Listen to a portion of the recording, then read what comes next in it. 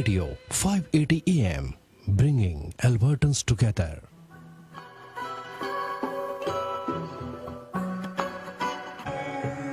I know that your do's and don'ts, how you pride yourself. But put your way of life in a line, you just might surprise yourself. I know what you're like as well, thin line with wrong and right as well. Been doubted so many times in my life, sometimes I surprise myself. Hey, well, they on the high horses, I can tell. But if they way of life in a line, they just might surprise yourself. Handle it by yourself, ain't no gang when you're by yourself. Been doubted so many times in my life, sometimes I surprise myself. What have you done to be judging decisions? A couple predicaments man's been in. Could've got me easily locked in prison, but I know what I did when I didn't. The story of Knuckles is chilling. The fear of dying a hero, live long enough and becoming the villain. But they'll wheel it as long as I'm willing. Still trying to make a killing. The thing is, the pagans try and do the same thing. They ain't just praying on my downfall, they're praying I'm...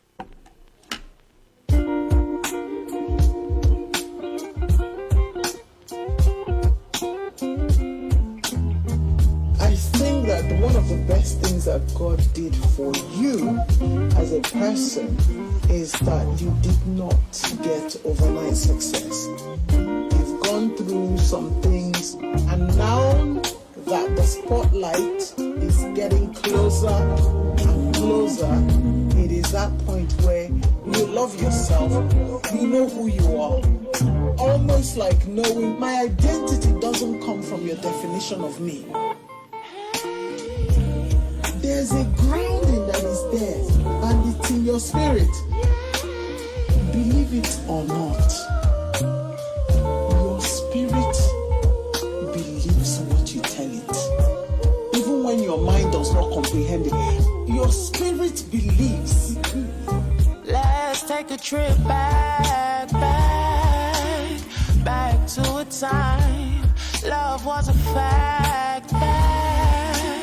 Back in 95, all I knew was me, free, nothing left to hide, fearless, dearest, in a child of mine. Take me back to a time when love and self was priceless, having to decide if it was worth my time. Then came along and me in the deep end of insecurity.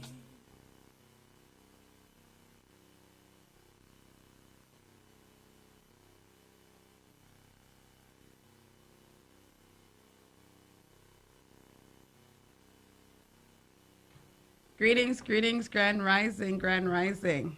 Yes, y'all. We are here. And we don't stop. No. And we have beautiful guests today. So Grand Rising, welcome to Sacred Sundays. Miss Phoenix here. We have Big G here. That's right. Big G, Wagwan. Yeah. Back in the house. Hope y'all missed me last week. I heard that you held it down. Yes, for the first time. People were sending me comments. They're like, she did pretty good by herself. I was by myself trying to do everything, the Facebook ting. And we have two special guests today. Returning guests. Yeah, first on this show, but not first at the station. Yeah. Or the weekend shows. By this time, we're going to be residents. Yeah. We're your PR card. Show me your PR card. No, you need a gold card. I know. Gold card. That's what you need. Yeah, gold card. With my face on it. I know, right? Is it $5 million? 5 mil. Why? Let me get my 5 mil first. And I'll share the love. We'll split it 4 ways. So I'd like you to introduce yourself, and then we'll move into this beautiful gentleman over here. Okay. Introductions are kind of tricky, but my name is Latoya Reid, and I am the clinical director, co-founder of Redefine Wellness. It's a decolonizing trauma-focused practice here, based in physical office based in Edmonton, but we serve also Ontario, Saskatchewan, and a wide cross-section of Alberta. I'm a mom, I'm a daughter, I'm a sister, I'm many things, but I am human, and I think it's important for us to highlight that because oftentimes phenotype can make one reduce us to less than human. So Yeah, I want to absolutely highlight that. Yeah, thank you. Passing it to you, Alric. No, thank you. How do I? So my name is Alric Reid. I am co-director of Redefine Wellness, mental wellness consultant and coach, and I'm a dad's son, a son of Jamaica. Okay. Soil. Big up everyone in Jamaica that's listening. But as Latoya said, most importantly, like for me, I believe that we're just spiritual beings having a human experience, and we're sent here to learn about ourselves, to know about ourselves. And a part of that is dealing with a lot of the trauma that that we go through during this lifetime, and how we assimilate and overcome that trauma in order to have really wholesome experiences. And that's one of the things that we do at Redefine Wellness. We redefine how we look at trauma and how we help individuals to heal from trauma. Wow. I love that. So there's like 16 questions in my head. It should be 29 questions. Or 99, right? You missed off a few. Yeah, I love that, and redefining wellness is key, especially depending on the person, your background. There's not one route to wellness. So I kind of wanted to ask, what is your definition of wellness? So you could tag team it, or you could take one, you could take the other question. What is your definition of wellness? And what are some other modalities or other technologies or methods of wellness that an individual can start to look at that's not necessarily talk therapy? So either one of you could take both or one of the questions. I'll get you to define because you're so eloquent, Alric. The linguist himself. He's a linguistic. He's a linguistic guy. He can tell you in Spanish. He can tell you in French. He can tell you in English. So I'll get him. So wellness really it's a holistic package, right? It's the way we look at it. It's not a one size fits all, right? Each person's wellness is going to look a little different because we're all individuals, right? What happens in a lot of cases is that we put wellness in a box and expect individuals to fit into that box. A part of decolonizing mental health, mental wellness, is understanding that people come with different experiences. Yeah. So what they're looking at, or what their deficit is, what their gap is in order to get to where they want to be, may be different. And wellness really is feeling as you, individually you, in that moment, and understanding that that's you and that's how you show up in the world. So each person is missing something different from their life to make them the individual that they need to be. What we try to do is to bridge that gap, to figure out, okay, where are you? Where do you want to be? And how do we get there? I'm going to throw a curveball into this conversation Okey-dokey. real quick.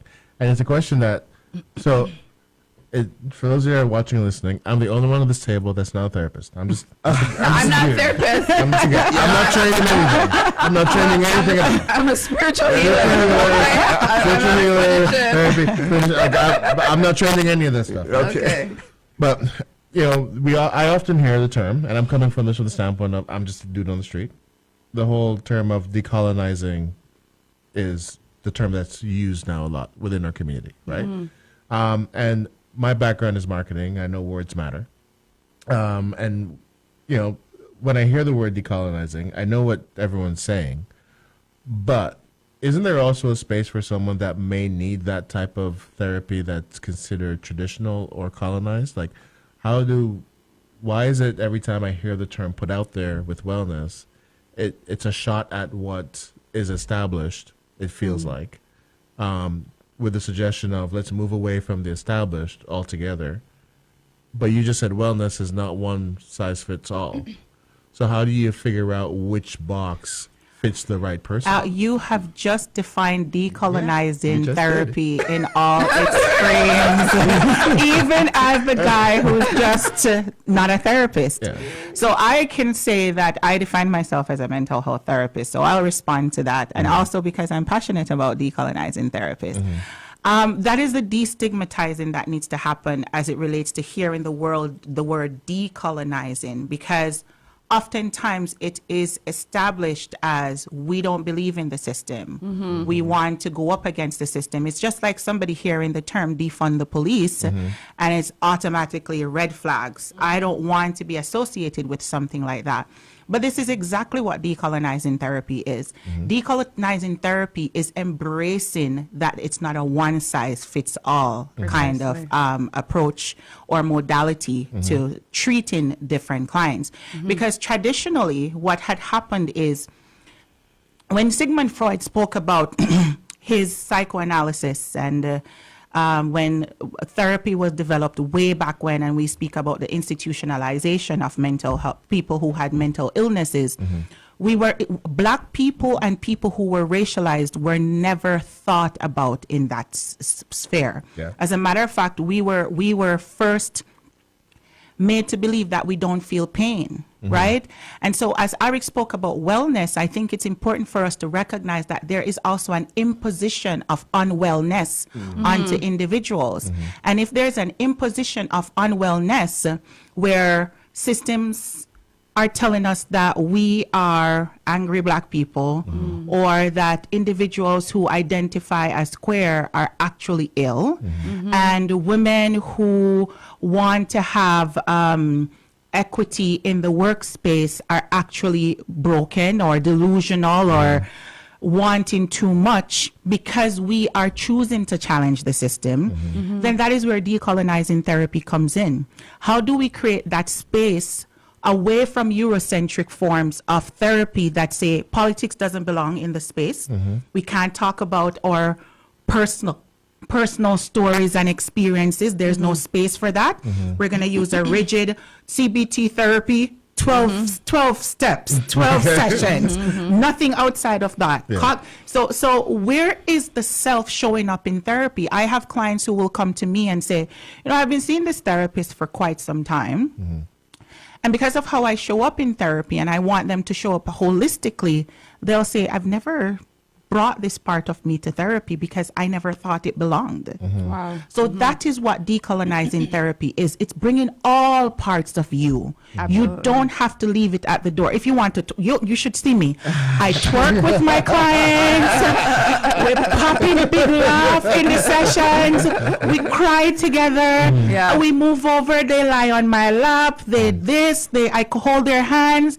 They come in. They say, okay, I'm exhausted, but I really want to see you.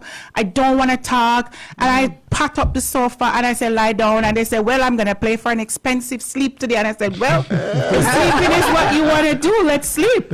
So it's creating that space to be seen in all your parts. That is what decolonizing therapy is from a very minuscule and systemic perspective. Does that make sense? It totally makes sense. So it's not a shot at what exists. No. It's a expanding of. Yeah, it's a modification. Right. It's Yeah. not like throwing out the baby with the bathwater, Yeah. right? It's No. getting everybody in because everybody has mental health, Yeah. but everybody doesn't have great mental health, right? And so if I go into an office or I go and see a therapist and this doesn't work for me, how do I restore hope that there is somebody out there that will work for me? Because most people, they will think that this is how therapy is done by everyone. And so they give up. Yeah. So how do we create that space to know that there are those who will go very traditional and it's okay, it works. I go traditional with a lot of my clients. And then there are those who will say, no, I need you. I don't even want you to use any more that. I want to talk about my boyfriend. I want to talk about this. I want to talk about that. I want to talk about politics. I want to talk about the impact of all these tariffs on me or my family and the divide. And then some people will say, oh, it's liberal and this and this and this, so we can't talk about. I don't care. I really don't care. Yeah. Can I add? Hit it. So I love what you say. If what your clients need, if they need to lay down, if they want to twerk, like decolonization is about the we and the us, and not so much about the me and the I. And so when we look at colonialism was designed is a framework that's used to keep some people out and some people in, right? And if you don't fit in that box and you don't look a certain way, you're not in. So whether it's the justice system, healthcare system, what have you. So when it comes to therapy, like what you said with Sigmund Freud, Rogers, most of these people who are philosophers and psychologists, they never did any studies on Black, Brown, and Indigenous people. So they don't know how Black, Brown, and Indigenous people respond to trauma, respond to motherhood, or like postpartum, or any form of mental unwellness, right? They're testing, and even when I did nursing, when we learned psychology, they were all tested on European framework and European and Asian people. So what about the South Asian? What about Indigenous? What about Black, African, Caribbean people? So not that we are different in terms of human, but our pathology and our psychology is different. Our, I love that you're saying that, because there's an author from the U.S. that I love. His name is Resmaa Menakem. Oh, yes, my grandmother's hand. Where's the horn? I don't even know what you're And that book is almost like my Bible. I love it because I love the way in which he breaks down intergenerational trauma, and he talks about clean pain and dirty pain. And I always, when I work with my Asian folks, because when I was in Ontario, and I still have my folks who are from Asian descent, one of the important things that I had to teach to them was this myth, the minority myth, where that affects them in a huge way, because I have, for example, my teenagers who are Asians who will come to me, and they have this huge, larger than life personality, but they can't showcase that publicly because there is this stereotypical myth that Asians are supposed to be submissive and they're supposed to be quiet. So in Resmaa's book, he spoke about how over time intergenerational trauma can be seen as a personality, absolutely, and also as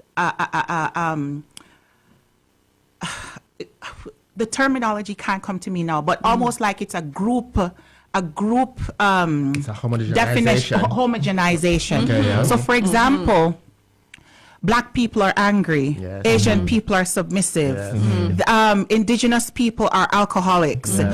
These kind of framings.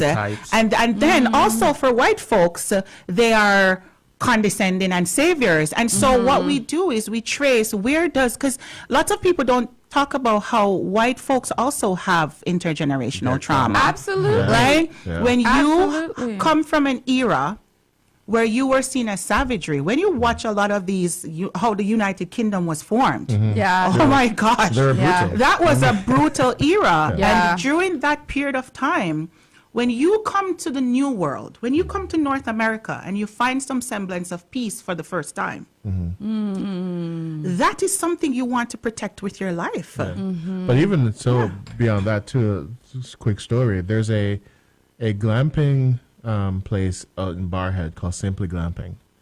It's on the property of the Beaver family. They're one of the first settler families that came, and it's moved down ownership to the current owner. Actually went to junior high school with Miss Debbie Beaver, and so he turned it into a glamping spot. And I went up there to kind of meet them and chat, and he was giving his perspective as an older white guy that grew up in a time when Black and Indigenous people were treated like nothing. And you can see how it affected him. Yes. And how he's telling the story, like he's telling the same story that, say, Miss Beaver's family would tell, but from his eyes as the observer, seeing this and wondering, why is this happening to people? Yeah. And he talks about that in the book. So Resmaa speaks very detailed about that, because I always say to people when I'm doing my anti-racism workshops, white people pay a price for anti-Black racism as well, right? When that in Kenosha, during the George Floyd movement, That little guy, he didn't kill a black man. He killed 3 white people who were standing in the line for us. They were standing up protesting for us, and 3 white folks lost their lives. Yeah. So and he never got jail time. So when you look at the sacrifice that is being made, then there is also cause to think about, okay, how does this translate in the community as a whole? Because this is not about race. This has to The be collective. about the collective. And that's decolonizing. That's the the collective. Ubuntu, the we and the us. I am. And if, and if Yes. I'm not good, Yeah. the next door neighbor is not good. And if they're not good, regardless what they look like, I'm not good. Right? That's it. So from a decolonizing perspective, the first thing that we ask our clients is, how much of your actions are fueled by your trauma? Yeah. How much over time you have experienced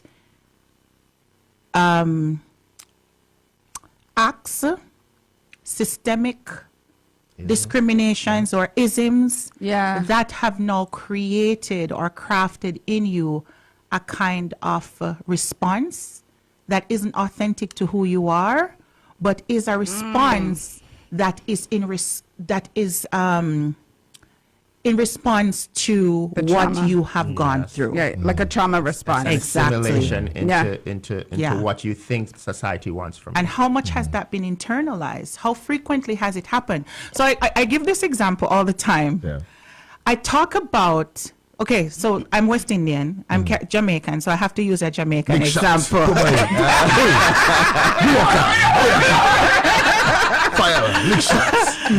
So, you look at children who've been to Caribbean schools and adults like us who immigrate here when we've been through the Jamaican system. And you know, in Jamaica, if you've been educated in Jamaica, they tell you can be anything you want to be. I know, I can. Like, you our little kids grow up thinking they can be anything. Yeah. So when they come here, the they opposite. still believe that they can be anything. So Yeah. you find that us, we do very, very well. We Yeah. become very, very successful. We challenge the systems. But our children who grow up in the education Like the system opposite. It's like you that can't. are chopped down and are told that you should filter. It was so surprising for me in Ontario how black kids are filtered into colleges and not universities. Yes. Yeah. It's even goes deeper God, than even that. It goes deeper. deeper than that. Yeah. Black women are filtered into HR programs. And nursing. And nursing and, programs. and helping professions. Yeah. Yeah. And so it was baffling. And I said to somebody the other day, if your child since kindergarten is being drilled into every single day, being told this is what you can do or can't do, and the schools won't facilitate this or whatever, they won't have that belief in themselves that they can do it. And go ahead. I was going to ask you, what about, and we're going to go on commercial soon, what about, like, I was raised, you got to be twice as good just to be equal. Oh, I stopped telling my kid that. Yeah, it was so traumatizing Yeah. because it doesn't matter how much I try. So I wasn't raised in Jamaica, I was raised here, but my parents got the common entrance books from Jamaica. Right. I got to get up 5:30 in the morning, do the Jamaican study, then go a class in Brampton, Toronto, okay? Well, let's take it after this. I'm sorry. We're going to come back. We're going to come I'm back. sorry. We'll come back after this break. Have an artsy kid? Get creative with Spring Arts Bucks for Youth, a rewards program offering special pricing for workshops, classes, and performances. Participating organizations include Youth Right, Edmonton Poetry Festival, Skirtsifio Festival, Rapid Fire Theatre, Snap Gallery, and Masani Consulting Inc. Spring Arts Bucks for Youth are on sale now and available online at youthright.com/SABY. Visit youthright.com.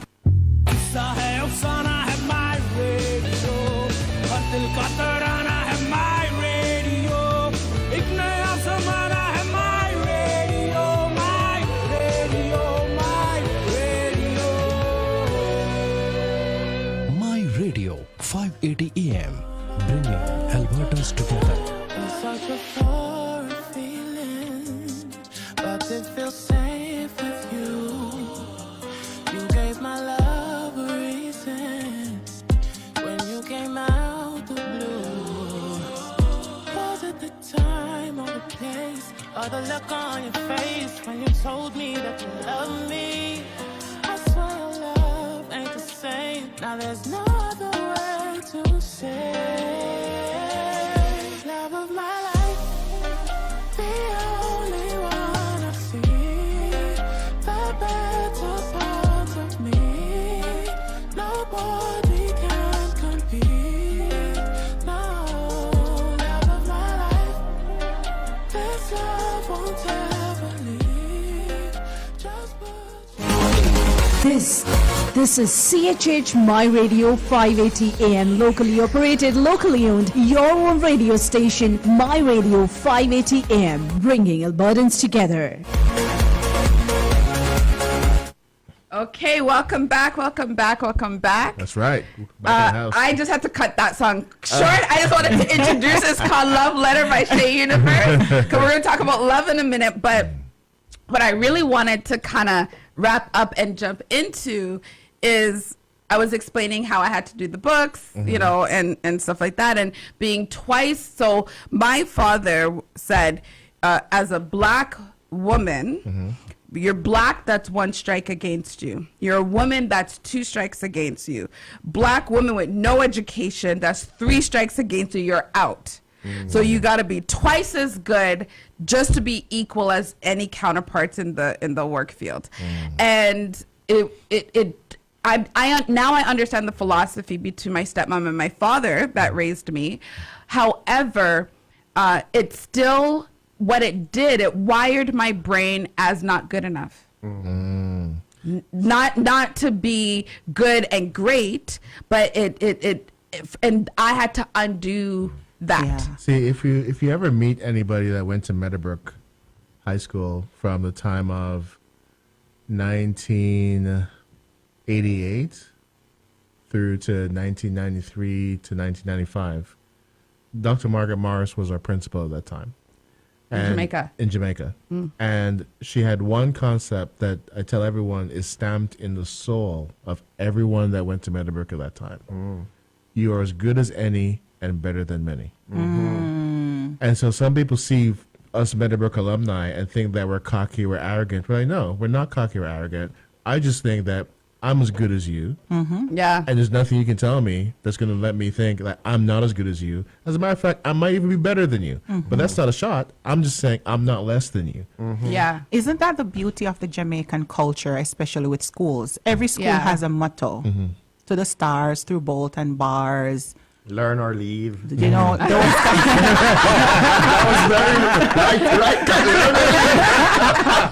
And it's usually in Latin. yeah, but it inculcated something within us, right? But I think what is happening, and I had to unlearn that. As a mom who does the same thing, if you come to my house, I teach my kids. I was a teacher for 10 years, right? And I got some scholarships. A lot of my past students are doctors and pharmacists and so forth. But the reality is I had to learn very early that this is not Jamaica. Yeah. Yeah. And so that was what happened to your parents as well, if I can psychoanalyze them, right? Yeah. They were importing a method from Jamaica into Absolutely. the Canadian context, thinking that they are doing you well or doing you a Right. favor when it wasn't. And I remembered, because my son, he's a math genius. That's his gift. And so I can assess when he's off by his math grades. I can't look at any other grade, just his math grade. And I remember one day he came home with with a test or an exam or something, and he said, and he got probably 95% or something. And I said, Lord have mercy, Alzavia. Where's the other 5%? So Jamaican. Oh my gosh. And that is something that would work in Jamaica. Like I did that all the time with my students in the classroom. I would say, boy, and that would be a motivation to my students. And probably now when I reflect on it, it's a trauma for them. But that was the culture. Right. My son said to me, Mommy, that's good enough. Yeah. And I had to check myself, because also I learned that I'm inculcating in my son that his best isn't good enough. Yeah. And so I stopped telling him that he needs to be better than. And so I think it's important that even as Caribbean parents or immigrant parents, Yes. how do we separate the external from the internal? How do we motivate extrinsically, helping them to recognize your parents were right. The real world is you're black, so there's going to be barriers. To be uneducated is another barrier. And there are several other issues there. That's the external. Yeah. But how was he going to prepare you to take on the external intrinsically? Right. He didn't master that tool. No. And a lot of us as Caribbean parents, we don't know how to master it because we are imposing our own insecurities and our own traumas onto our kids. Not because we want to, but because we want them to be better, because we don't want them to hurt. But we can't save our kids from hurting. No. So how do we prepare them for the pain Yeah. that may come? But isn't that like a thing that's universal? Like it's all immigrant families from, whether you're from South Asia, Africa, Yeah. Yeah. like it's Yeah. South America, like we grew up in a different system. Absolutely. Yeah. Yeah. And I believe that's one of the double-edged swords of living in a North American society. Is that this society was built in such a way to well, even in the term that we have to complete on forms. This is the best way for me to explain this. When you're filling out a form and they say, can you identify yourself? Are you a visible minority? Yeah. And that's very deep. That's someone else defining you for Yeah. you, Yeah. right? And so your parents were just trying to ensure that you understand that, listen, there's a standard for whites. They put indigenous folks here, Yeah. and then there's everyone else. That's seen as not just a minority, but it's visible to everyone else. Yeah.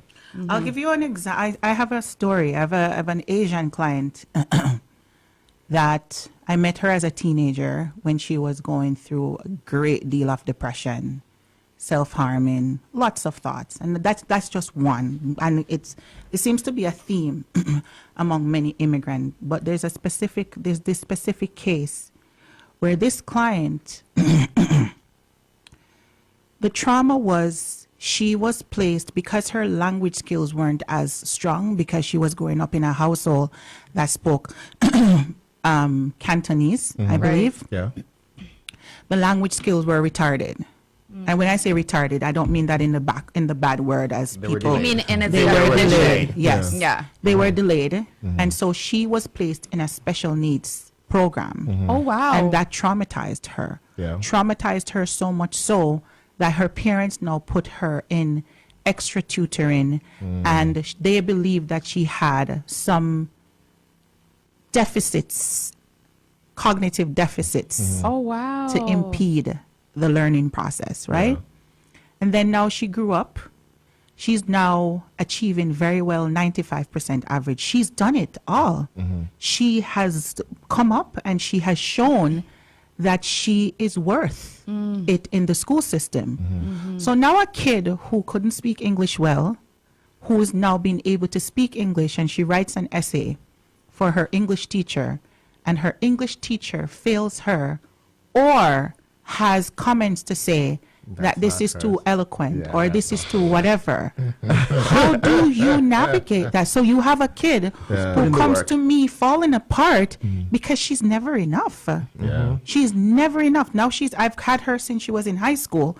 Now she's in university, and we constantly have to work through those pieces because the inner that part. Yeah. continues to follow her. Yeah. So the same thing happened. My son, we spoke Spanish to our kids before we came here to Canada. But my fear of how that would impact his language made us stop speaking Spanish to him, right? And these are the aftermaths of a lot of layers of trauma and not being able to show up authentically, because showing up authentically and not fitting into the colonial perspective of what should be then means that you have been labeled with not being well or unwell, right? So my brain already.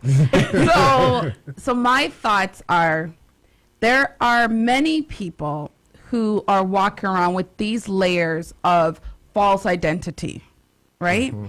They think they're this, but that's not your true authentic self.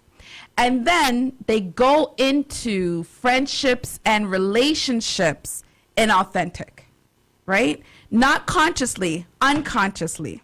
However, your unconscious shows up very vividly in these relationships. So how can we cultivate healthy intimacy? Let's talk about intimate relationships.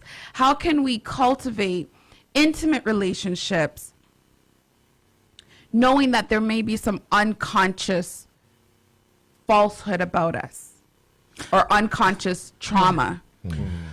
So from a decolonizing perspective, I don't see it as falsehood. Okay. Yeah. I see it. So there's a school of thought. There's a modality. It's called internal family systems. I love it because it's called protective parts. Okay. Right? If I've been hurt before, and I have to do this with my clients a whole lot, right?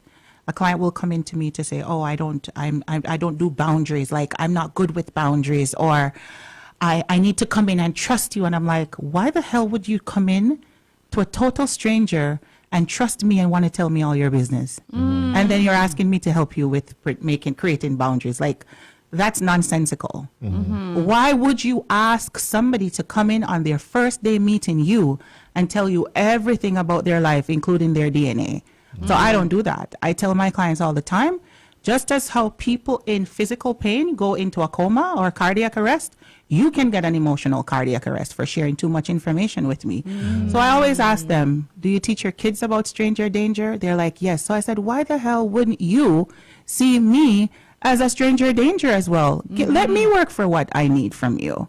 So that's the first thing. And usually when I say that to them, there's a sigh of relief. Yeah. Because anxiety has to be seen in a different way from how we view it. Anxiety is actually here to protect you in most times. Yeah. So why would you forsake the messages that your body sends you to go against that and want to fork out? Yeah. So the reality is there are protective parts that we all have internally. And if I've been hurt in the past before, quite naturally, I am going to be very cautious. Yeah. If you slip on a stair down there or a piece of ice down there, every time you go to that location, you're going to be thinking, oh my God, I'm going to fall again. Yes. So that is the protective part that comes in and says, don't go there. Yeah. Because you're going to fall. But how are we going to strengthen that muscle so that they know that is not the prevention? It's the fall never happened necessarily because you walked there. The fall happened because of the conditions that were there. So how do you prepare the person for better safekeeping, safeguarding? So that is what happens in relationships. And I do couples therapy, and I work with couples.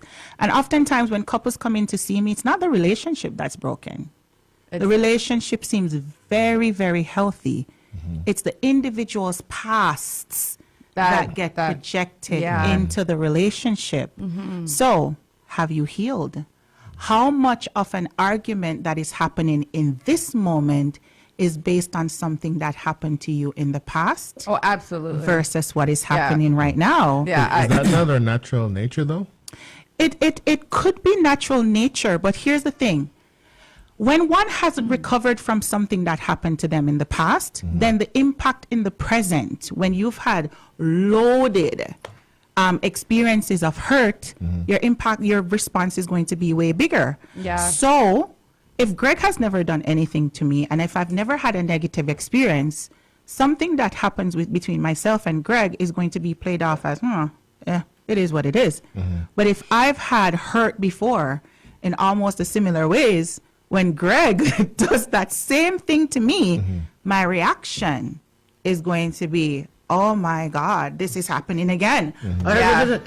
Right? Yeah. So it's a natural response, but is it the healthiest response that will sustain relationships? And we're going to take a quick break and come back.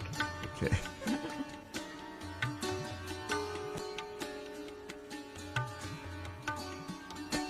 keeping our history in flight alive, honoring our heroes. Alberta Aviation Museum, more than just a museum. You're exploring aviation history, diving into our exhibits, or enjoying one of our events. We are here to provide an unforgettable experience for you and your family. Visit us today at 11410 Kingsway Northwest, Edmonton, and be a part of an interactive learning for all ages, year-round events and programs.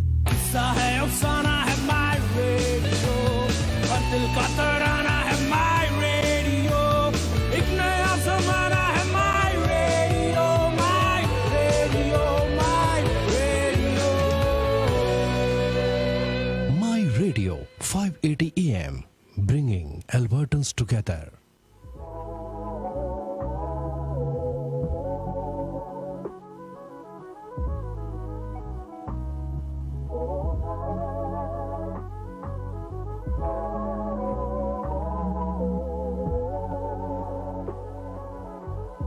Boy, I want you right here. Bring it to your knees, right in front of me. Baby, you should spend the night here. What's it gonna be? Want you next to me, babe. So you just let me know any time of day. If you want it now, order on the way. Order on the way to your bed. Tell me what you need, babe. Order on the way to your baby. So what would you like to order? Anything else? And how would you like that? In the bathroom, on the table, from your neck down to your navel. If you're ready, boy, I'm able. So come get this.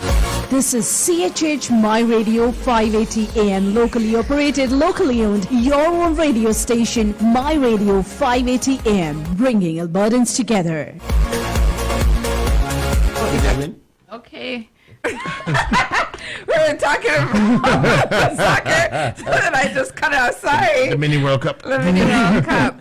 And we're at the last stretch of the hour already. Wow, time flies. Very much so. But I wanted to circle back to you, Latoya. You were talking about relationships, and I know Greg was kind of challenging, that a little bit.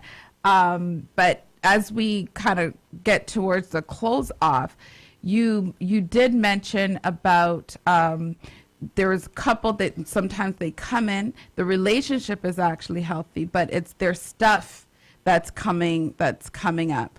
And so that's one angle that they could work on if you're trying to be well in the relationship and intimacy. So how can someone who's single prepare for that? Because that's a couple who's already coupled. But what about for those who are looking to be coupled? How can they show up in a way that's more healthy, assuming that there's stuff coming on? I have a client that's Caribbean. And when I saw her because she was off from work. Oh. She was off from work. She needed support with short term. And I don't know what she expected. I don't think she expected, because she's never done therapy. So I was referred by a friend. Oh. So her trigger was that she was doing a call center kind of work. And she avoids phone calls. So every time the phone rings, she's triggered.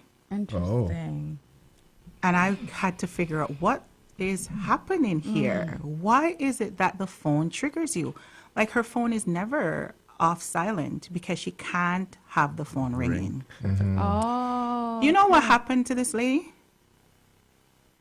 She met somebody and couldn't talk? Nope. Her father left her at 4 and she sat by the phone all the time waiting for it to ring, and he never came back. Interesting. Okay, so that's one aspect. Yeah, that explains a lot. So here is this woman who has, for years now, she grew up with extended family who prioritized boys and whose grandmother taught her some very sexist ideologies about the role of women and how men should be served and all of this. And so dating life for her was, well, we healed. We dealt with that part with that, and she bloomed, and she's such a fantastic, strong person, very successful. But every time it comes back to I'm lonely and I feel like I'm going to be by myself forever. So Christmas, family times, that is when she spirals the most. Yeah. And so we said, okay, let's put some plan in place for you to go dating. Let's do the exposure therapy. Okay. And she couldn't do dating apps because she's not that kind of person. Right. That's one. But we had to make the dating app into a game. Okay. So we had to gamify it because... What kind of game? Who want to play the game?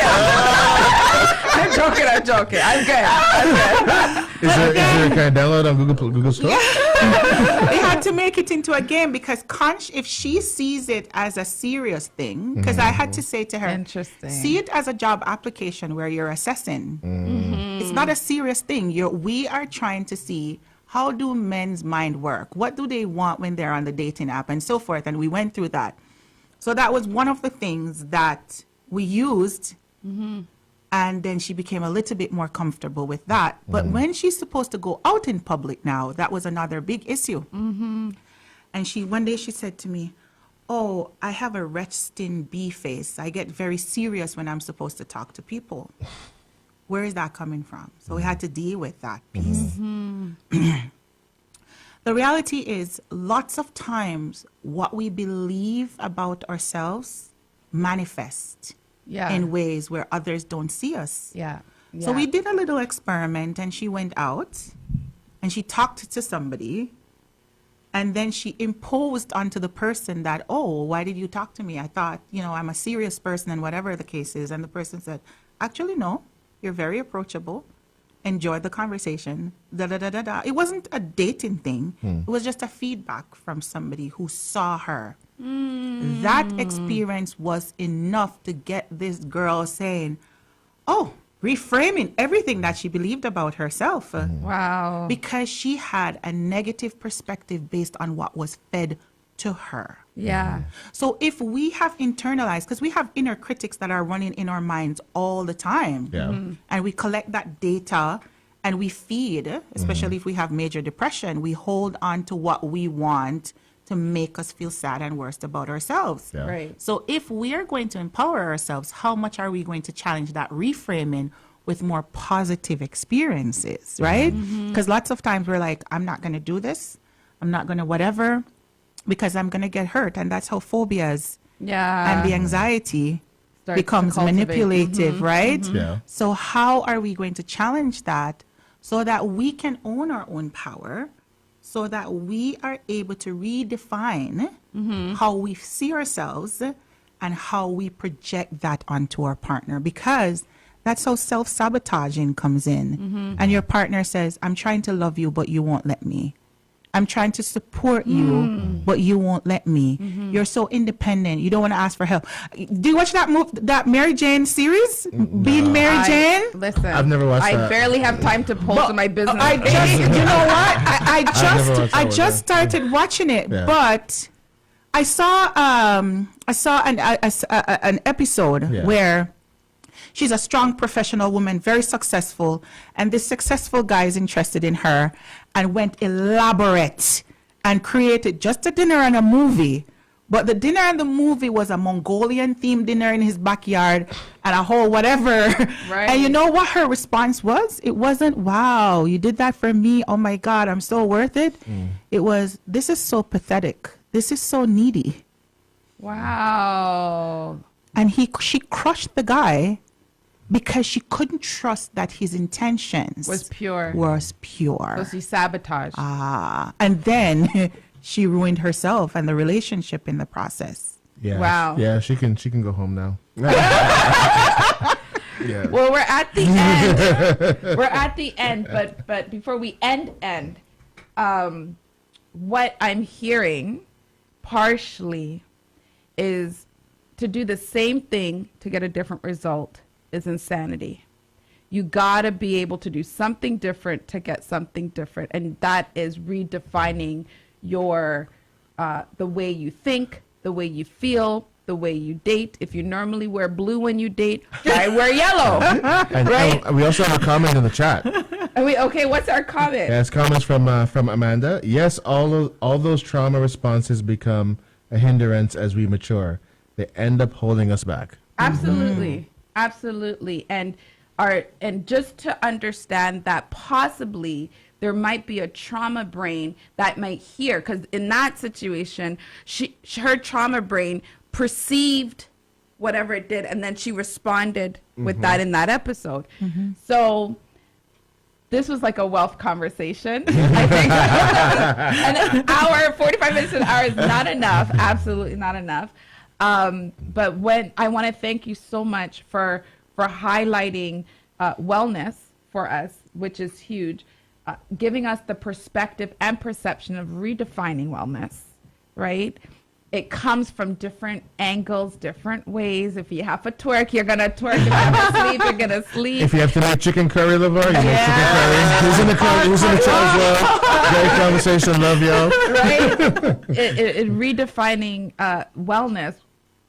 But most importantly is understanding that it's trauma informed, being well informed that trauma exists in other people. So have that be approachable to yourself and to others, right? Because we come with different stuff. trauma. And can we just, that point of trauma informed, I'm glad you said that, and I know I'm not taking over that, but I think it's important for people to know and understand that every trauma isn't traumatizing.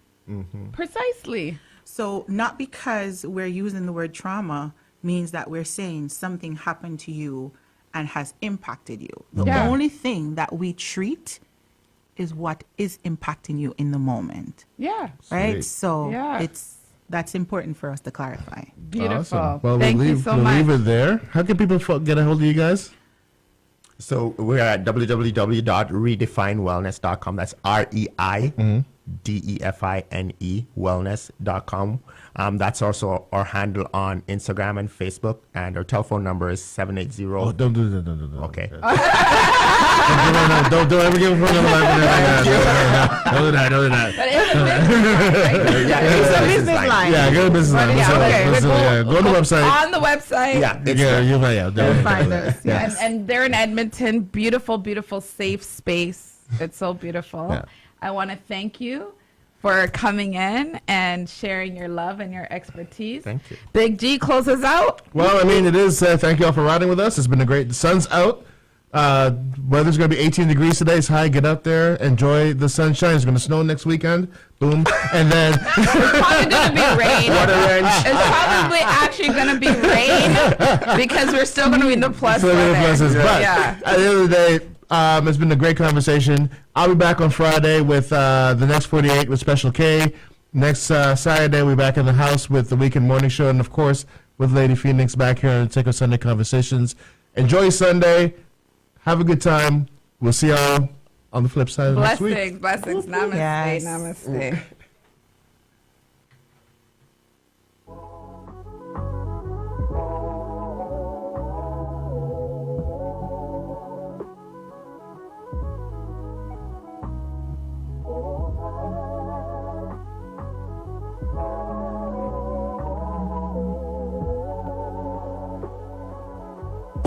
Boy, I want you right here. Bring it to your knees, right in front of me.